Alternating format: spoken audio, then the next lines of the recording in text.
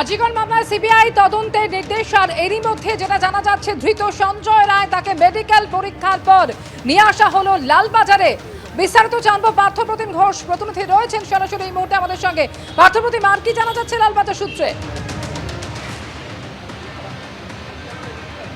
দেখো, তোমাকে যে বিষয়ে জানাবো, কিছুক্ষণ আগে আমরা দেখলাম অভিযুক্ত সঞ্জয় রায়, যাকে কিন্তু একেবারে লালবাজারেই রাখা ছিল, তাকে মেডিকেল পরীক্ষা করে নিয়ে আসা হলো লালবাজারে। কারণ হিসেবে যেমনটা বলবো তোমাকে, প্রত্যেক দিন মেডিকেল পরীক্ষা হয়, কিন্তু এই যে মামলা, সেই মামলা ইতিমধ্যে সিবিআইকে হস্তান্তরের নির্দেশ দিয়েছে আদালত, এবং তার পরবর্তীকালে সঞ্জয় রায়কে সিবিআই নিজেদের হেফাজতে নেবে, এবং সেই জন্য হেফাজতে নেওয়ার আগে মেডিকেল পরীক্ষা করতে হয়। সেই মেডিকেল পরীক্ষার কাজ কিন্তু পুলিশ সূত্রে যেমনটা বলা হচ্ছে সেই মতো কিন্তু করা হয়ে গেল। অর্থাৎ আজকে রাতের মধ্যেই সঞ্জয়কে সিবিআই নিজেদের হেফাজতে নিতে পারে বা কালকে সকালের মধ্যেও নিতে পারে। তবে যেমনটা জানতে পারছি আমরা, ইতিমধ্যে কিন্তু সিবিআই তারা কিন্তু এই আরজিকর কাণ্ডে সময় একেবারে নষ্ট করতে চাইছেন না।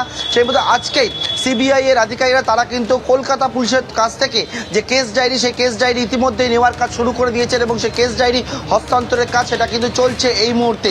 পাশাপাশি তোমায় বলবো, এই যে গোটা মামলা, যে মামলায় এসআইটি তদন্ত করছিল, লালবাজার তদন্ত করছিল, সেই তদন্ত নিয়ে কিন্তু একেবারে তদন্ত ভারে নেওয়ার প্রক্রিয়া ইতিমধ্যেই শুরু হয়েছে সিবিআই তরফে। ধন্যবাদ পার্থ তোমাকে। আজিকরের মামলায় কলকাতা হাইকোর্টের এবার সিবিআই তদন্তের নির্দেশ। এখন থেকে আর পুলিশ নয়, তদন্ত করবে সিবিআই, এবং অবিলম্বে সিবিআই কে নথি হস্তান্তরেরও নির্দেশ দেওয়া হয়েছে। এ সম্পর্কে আরো জানবো, হিন্দল দে প্রতিনিধি রয়েছেন আমাদের সঙ্গে। হিন্দল, ইতিমধ্যে আমরা জানি যে কলকাতা হাইকোর্টের এই নির্দেশ, দ্রুত কেস ডায়েরি তুলে দিতে হবে সিবিআই এর হাতে। পুলিশ কি বলছে এখনো পর্যন্ত? কখন তুলে দেওয়া হবে সমস্ত নথি, কখন তুলে দেওয়া হবে কেস ডায়েরি? একেবারে দেখো, লালবাজারের পক্ষ থেকে যা স্পষ্টভাবে বলা হচ্ছে, সিবিআই যখনই তাদের কাছ থেকে সমস্ত নথি চাইবে তখনই কিন্তু তারা দিতে প্রস্তুত রয়েছে, তেমনটাই লালবাজার সূত্রে খবর। পাশাপাশি এই যে সিবিআই তদন্তভার নেওয়ার পর কলকাতা পুলিশের পক্ষ থেকে যেটা বলা হচ্ছে, এখনও পর্যন্ত তারা তদন্তে যা যা পেয়েছে, যেসব তথ্য তাদের কাছে এসেছে, সেই সব তথ্যও কিন্তু তারা তুলে দেবেন।